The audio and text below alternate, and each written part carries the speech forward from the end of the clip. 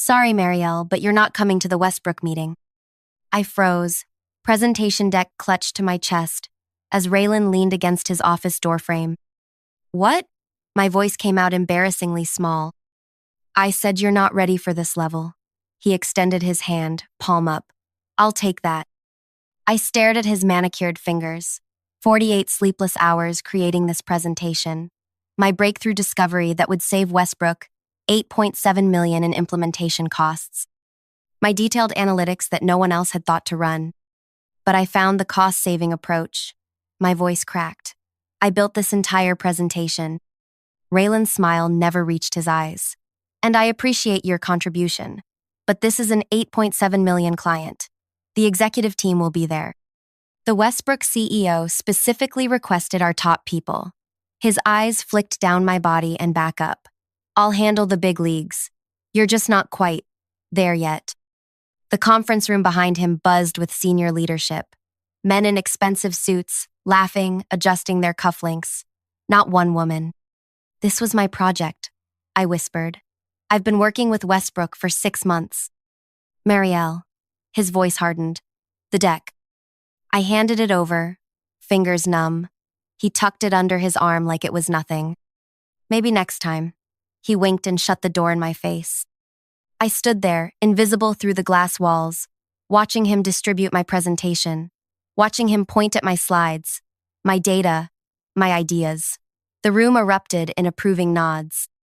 And that's when something inside me, something that had been bending for years, finally snapped. Hey, sorry, I'm getting ahead of myself. I'm Marielle Naysmith, Mari to friends, which you guys basically are now. I'm 32, and until 8 months ago, I was a senior strategy consultant at one of the world's most prestigious consulting firms.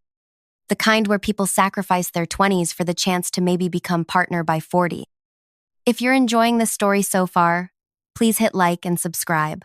I don't usually share this stuff publicly, but what happened next changed my life, and maybe it'll help someone else too. So there I was, standing outside that conference room, watching Raylan present my work. It wasn't the first time. For 3 years, I'd watched him take credit for my ideas, interrupt me in meetings, and promote men who worked half as hard as the women on our team. I walked back to my desk, vision blurred, chest so tight I could barely breathe. Coworkers avoided eye contact. They'd seen this show before. I sat down and opened my laptop, muscle memory taking over while my mind raced. This was supposed to be my breakthrough moment.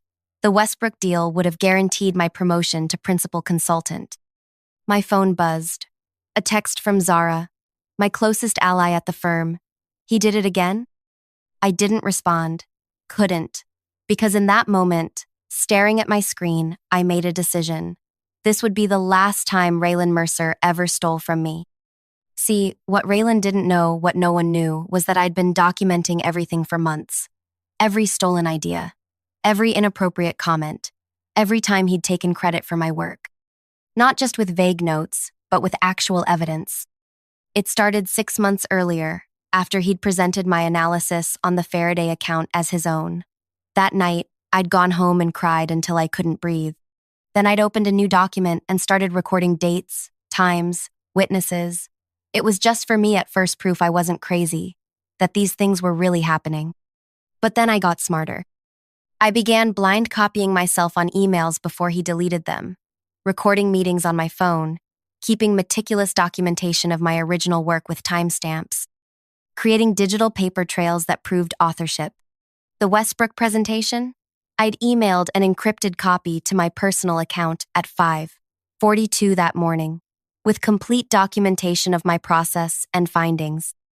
I'd even embedded hidden metadata tags in the PowerPoint file itself. As I sat at my desk that morning, watching through the glass as Raylan gestured enthusiastically with my slides, I realized I'd been preparing for this moment without even knowing it. I opened my personal email and found the message I'd been avoiding for weeks. A LinkedIn request from Kendra Tamura, the VP of operations at our biggest competitor. She'd been trying to poach me for months. Let's have coffee, I typed. I'm finally ready to talk. 3 days later, I sat across from Kendra at a cafe 12 blocks from my office, far from the usual consultant haunts. I've been watching your work for a while, she said, stirring her latte. The Faraday approach had your fingerprints all over it, not Raylan's. I nearly choked on my coffee. How did you know? Her smile was knowing. Because I've been in your position. And because Raylan isn't smart enough to develop that kind of multi-phase implementation strategy. She leaned forward. We need someone like you. Someone who sees the angles others miss.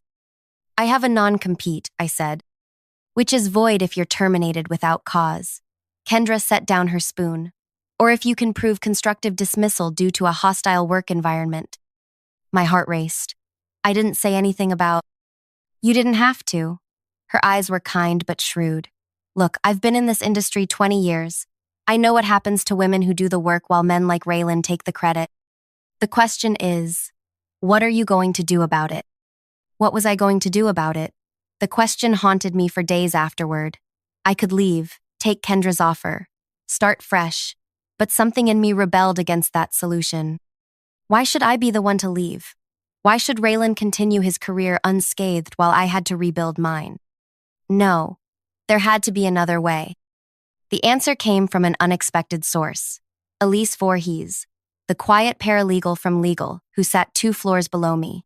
We weren't friends, exactly, but we'd chat in the elevator or break room.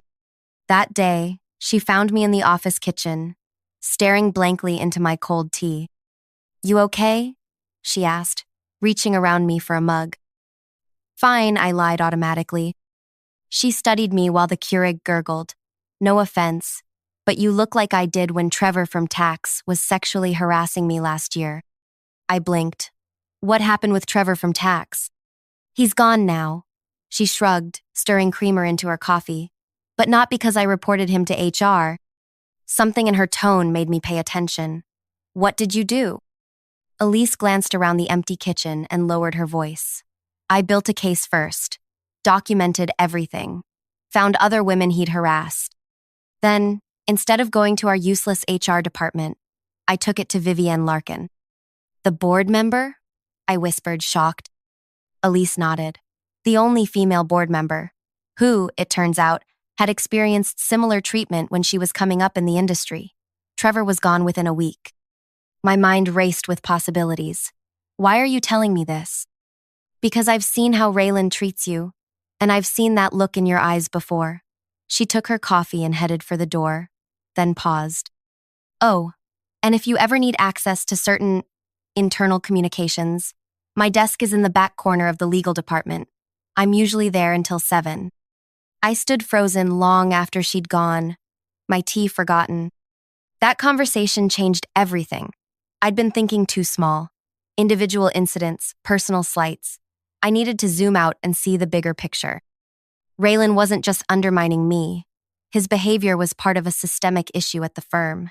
And if I could prove that... Over the next weeks, I became a woman possessed. By day, I performed my job perfectly, avoiding Raylan when possible, playing the dutiful employee when not. But every other moment was dedicated to building my case. I spoke with 5 former female employees who'd left the firm after working with Raylan. Each shared similar experiences, stolen ideas, undermined presentations, passed over for promotions that went to less qualified men. 3 agreed to provide written statements. Through Zara, who worked closely with the finance team, I obtained redacted compensation data showing the pay gap between male and female consultants at the same level, with the gap widening significantly in departments Raylan oversaw. And with Elise's silent help, I gained access to something even more damning: internal communications about my own performance reviews. Emails where Raylan had changed manager feedback, removing positive comments and adding criticisms not in the original assessments. But the crown jewel came 3 weeks after the Westbrook meeting. I'd been deliberately keeping a low profile, making Raylan think I'd accepted my place. Then I heard through office gossip that the Westbrook CEO, Amara Chen, was unhappy with some aspects of the implementation. I took a calculated risk and reached out directly, positioning it as a routine follow-up. Actually, I'm glad you called, Amara said when we connected. There are several questions about the cost-saving approach that your colleague couldn't adequately address. Your colleague, not you. She had no idea I'd developed the entire strategy. I swallowed my bitterness. I'd be happy to clarify anything you need. That would be helpful. The multi-phase implementation timeline was brilliant, but we need more detail on the back-end integration to justify the upfront investment to our board.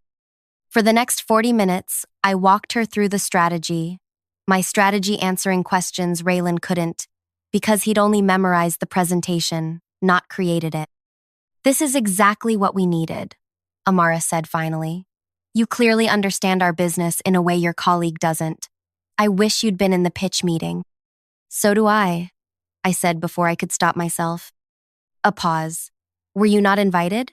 That's surprising, given your obvious command of the material. I hesitated, standing at a crossroads. The professional response would be to gloss over it, maintain company solidarity. But I was done being professional at the expense of my dignity. Actually, Ms. Chen, I developed the entire strategy and created the presentation, but was told I wasn't ready for that level of client interaction. The silence stretched so long I thought she'd hung up. I see, she finally said, her voice carrying a new edge. That's illuminating. Would you be available for lunch tomorrow? There are some aspects of this partnership I'd like to discuss directly with you. That lunch changed everything. I won't share what was said, confidentiality still matters to me, but I left with two things. Amara Chen's personal commitment to work directly with me on the Westbrook implementation, and a recording of our entire conversation where she explicitly valued my work and questioned why I hadn't presented it myself. I now had everything I needed: the documentation, the testimonials, the proof of pattern and practice. The client relationships Raylan claimed were his alone. But I still needed the right moment, the right audience, the right approach to ensure this wouldn't be dismissed as one disgruntled employee's complaint. That opportunity came faster than I expected. The quarterly all-hands meeting was scheduled for the following week. The entire leadership team would be there, including the board. Raylan would be presenting the quarter's wins, including the Westbrook acquisition he'd claimed credit for. The night before, I couldn't sleep. This would either be the professional end of me or the beginning of real change. There would be no middle ground. I got to the office at 6:30 a.m., hours before the 9 a.m. meeting. My hands shook as I connected my laptop to the presentation system in the main conference room and checked that everything worked perfectly. Then I took a seat in the back corner and waited as the room gradually filled. Raylan arrived last, of course, striding in with the confidence of a man who has always had things go his way. He nodded to the senior partners, ignored the rest of us, and took his place at the front of the room. Before we begin, he announced, I want to highlight our biggest win this quarter, the Westbrook acquisition, which will bring in $8.7 million in the first year alone. He clicked to the first slide, my slide, and began presenting my work as his own, again. But this time, I was ready. My heart pounded so hard I could barely hear his words. Everything hinged on the next few moments, on my courage, on 8 months of meticulous preparation. I took a deep breath, opened my laptop, and placed my finger over the enter key. I pressed enter. The screen behind Raylan flickered. His confident smile faltered as he turned to see what had happened. Instead of the next slide in his presentation, the screen now displayed a simple title, The Real Story Behind the Westbrook Acquisition. What the? Raylan fumbled with his clicker, but nothing happened. I'd locked him out of the system. I apologize for the interruption, I said, rising from my seat. My voice sounded stronger than I felt. But I believe the leadership team deserves to know the truth about the Westbrook deal, and about a pattern of behavior that's been costing this company talent, innovation, and integrity. The room went dead silent. I could feel every eye on me as I walked to the front, my heels clicking against the hardwood floor. The senior partner's expressions ranged from annoyed to curious. The CEO, Julian Farnes, leaned forward with narrowed eyes. Marielle, this is completely inappropriate, Raylan hissed, trying to block my access to the presentation computer. What's inappropriate is claiming credit for other people's work, I replied, loud enough for everyone to hear. I turned to the room.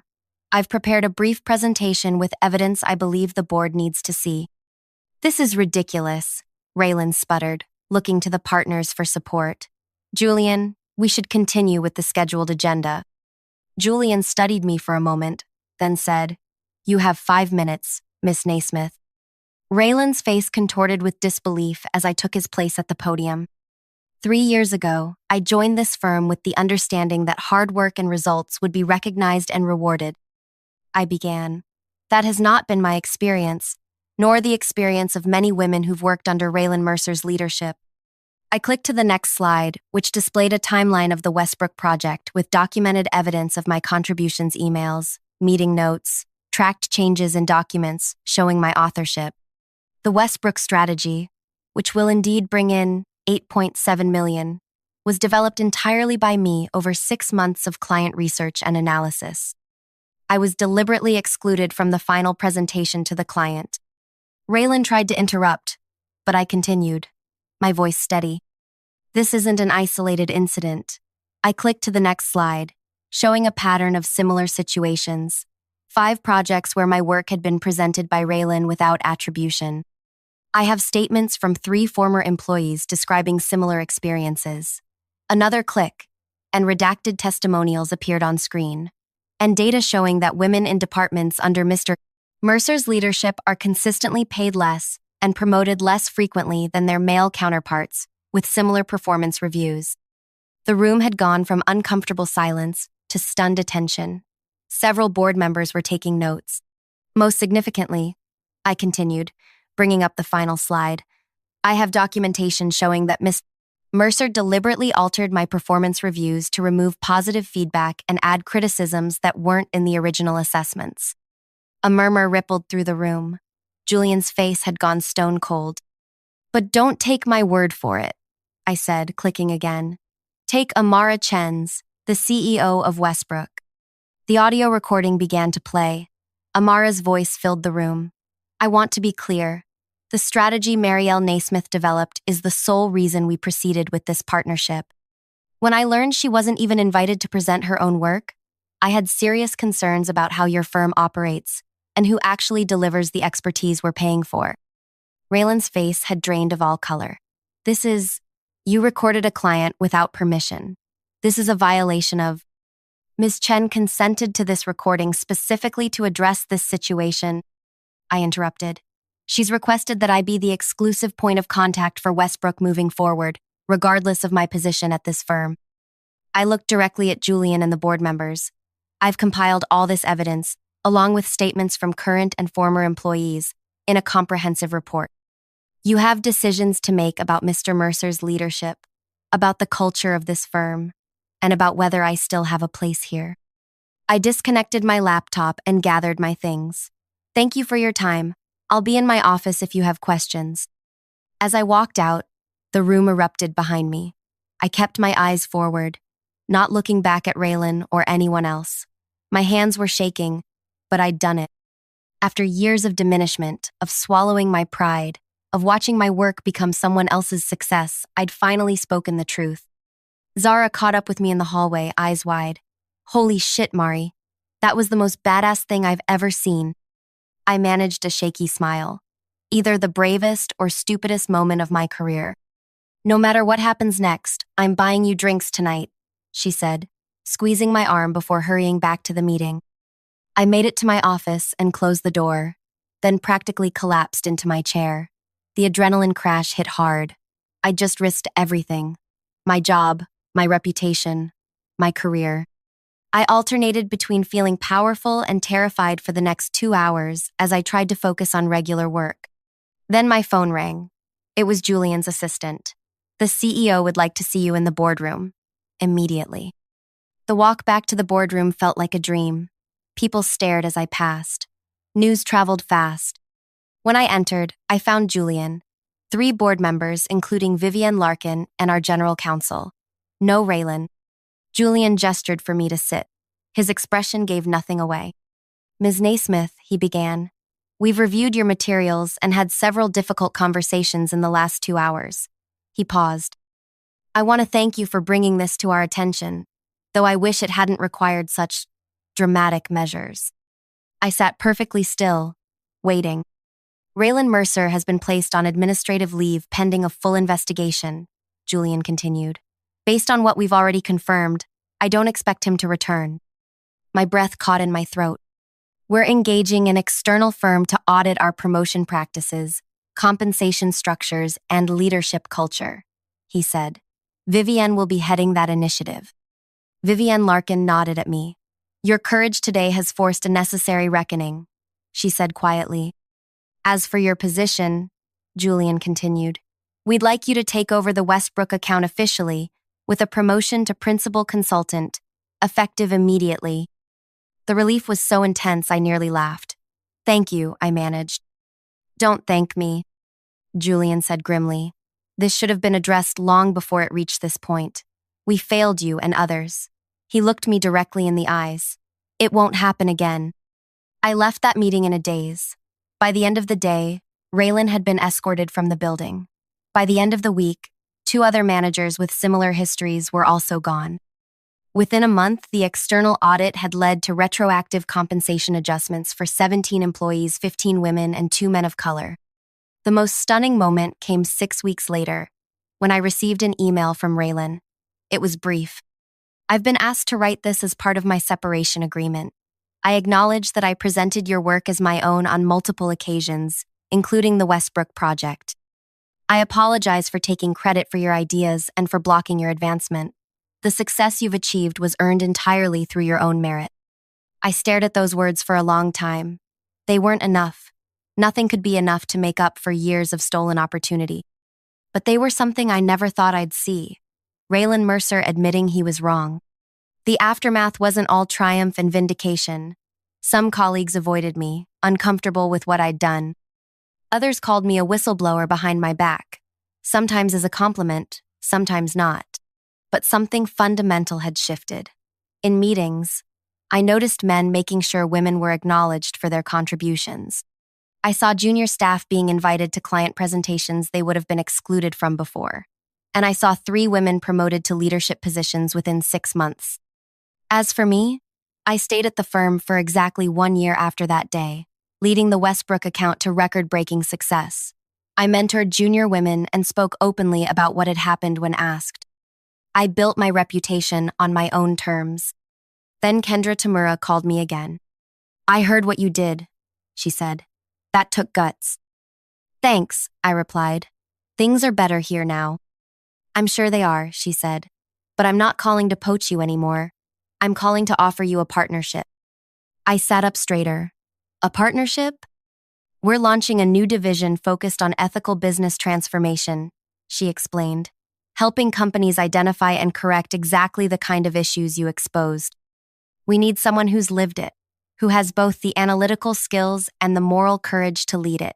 That's you, Marielle. I thought about it for all of 2 seconds. When can we talk details?